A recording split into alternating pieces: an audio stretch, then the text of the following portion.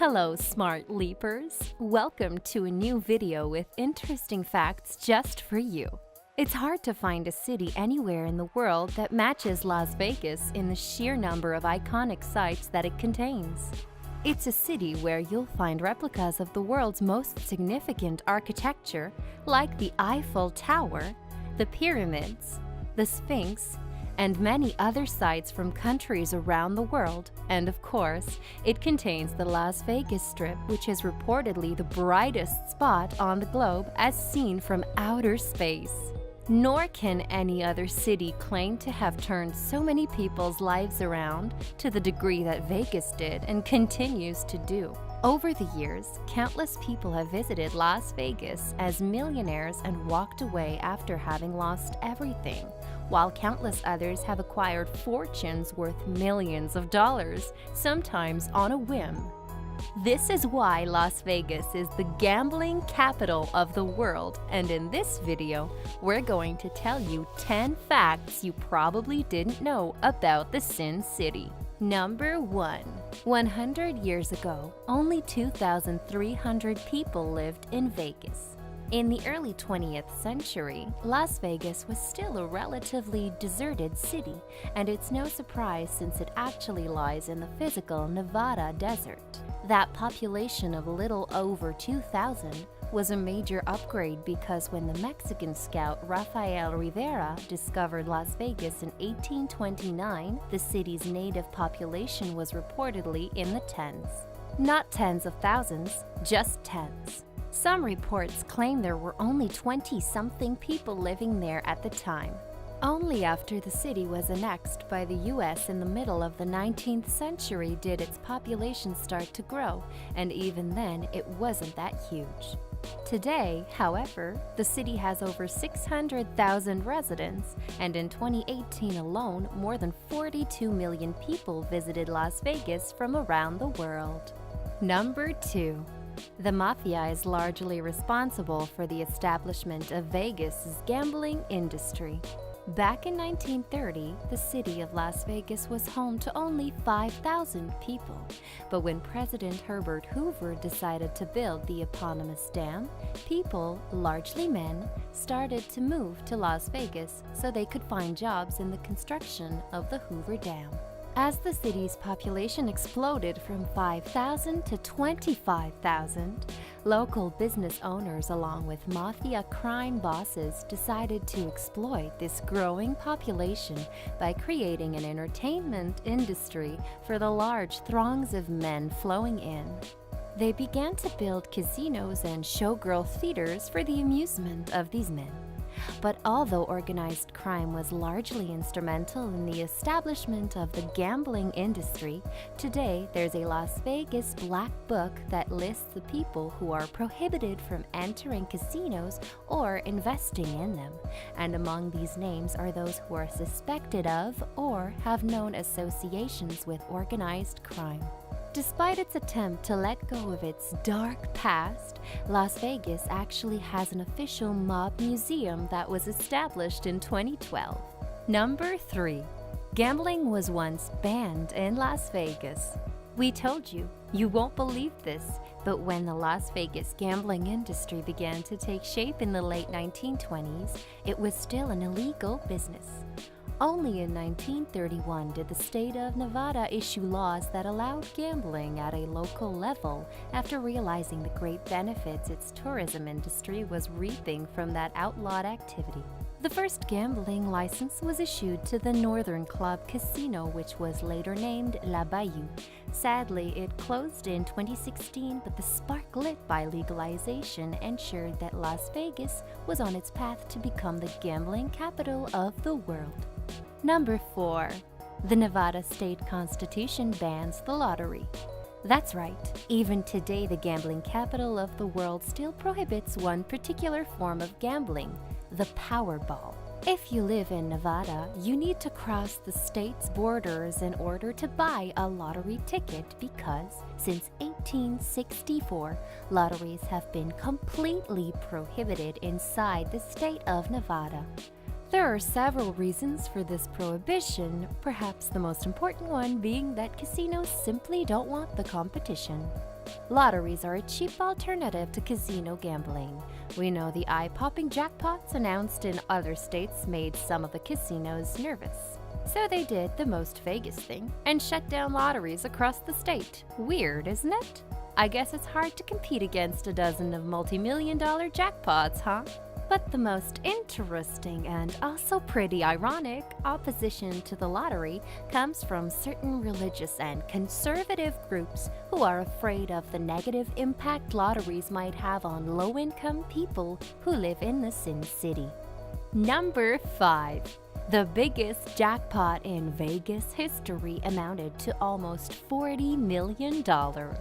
In March 2003, a lucky 25-year-old man from Los Angeles who worked as a software engineer and whose name is unknown entered the Excalibur Resort in Las Vegas and left with an extra $39,710,826 to his name after betting $100 on a Megabucks machine and hitting the jackpot. The mystery man decided to take his newly acquired wealth in the form of $1.5 million payouts for the next 25 years. This is known to be one of, if not the biggest, recorded jackpot in the history of Las Vegas. A cool $1.5 million per year for 25 years is not bad for a $100 bet. Number 6. The famous Las Vegas sign is actually located outside of Las Vegas. Anyone who knows Las Vegas is familiar with this iconic "Welcome to Fabulous Las Vegas" sign that greets you as you enter the city. Well, it turns out the sign is actually 4 miles south of the actual limits of the city of Las Vegas, in a neighboring town called Paradise.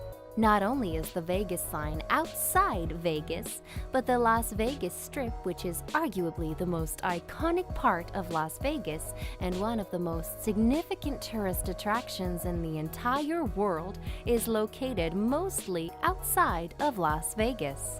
Most of the Strip is technically stretched through the towns of Paradise and Winchester, but people, including the locals, choose to ignore this fact and just consider it to be a part of the city. Number 7. The founder of FedEx saved his company by gambling in Vegas. Back in the early 70s, Frederick Smith founded his company FedEx using his personal wealth of $4 million in addition to $90 million raised from various sources. As luck would have it, the oil crisis of the 70s struck the United States, and FedEx began bleeding around $1 million per month due to the burden that the rising oil prices put on its delivery flights. It is believed that at one point, Smith found his company in such a dire situation that he was left with no more than $5,000 in capital and no one willing to invest in it. After several failed attempts at fundraising, he lost all hope and took his last $5,000, headed to Vegas, and tried his luck at the blackjack table. As fate would have it, Lady Luck smiled on Fred Smith, and by the end of his short stay in Vegas, he had turned his company's $5,000 into $32,000, which kept the company going for a few more days. This lucky break gained him just enough time to land an $11 million investment, which kept FedEx afloat. That's a good thing, because by 1976, only a couple of years later, the company had finally made its first profit of $3.6 million. I am guessing it's safe to say Mr. Blackjack saved Mr. Smith and allowed FedEx to still be here with us. Number 8. Las Vegas is the driest city in North America. Because of its flashiness and the luxury attributed to it, we forget that Las Vegas is by nature a city of extremely tough conditions. On average, Las Vegas gets less than an inch of rain per month, and it's the only city in North America to have such abysmal rainfall rates. The city's driest year on record was 1953, when only 0.56 inches of rain fell over the entire year. Usually, a rain cloud that passes over Vegas would drop less than 1/10 of an inch of rain, and rarely, if ever, did the city get more than half an inch of rain in a single day. Good thing the hotels are built for maximum comfort, because Vegas is definitely not visited because of its pleasant climate and plentiful vegetation. Number 9. Las Vegas is home to more than half of the world's 25 largest hotels. With more than 13 hotels on the list of the world's largest hotels, Las Vegas is certainly way ahead of whoever comes in second. It also hosts 17 of the United States' 20 largest hotels. In fact, the Venetian Resort Las Vegas and the Palazzo, both of which operate as one, make up the world's second largest hotel after the first world hotel in Malaysia. Number 10. Las Vegas is the marriage capital of the world. It seems that gambling isn't the only thing that Vegas is known for. Because of its loose marriage license requirements, there are reportedly more than 300 marriages that take place in Las Vegas on a daily basis.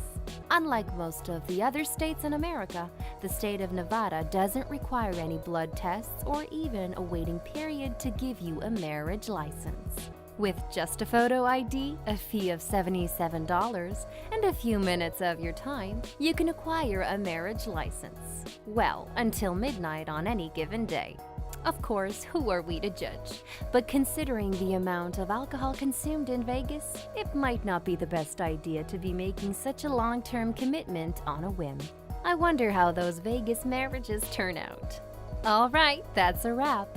So tell us, Smart Leapers, what do you consider the most bizarre fact about the Sin City? Answer in the comments, and try not to let any of said bizarre facts be about you. As you know, what happens in Vegas should always stay in Vegas. We'll be back with a new video soon.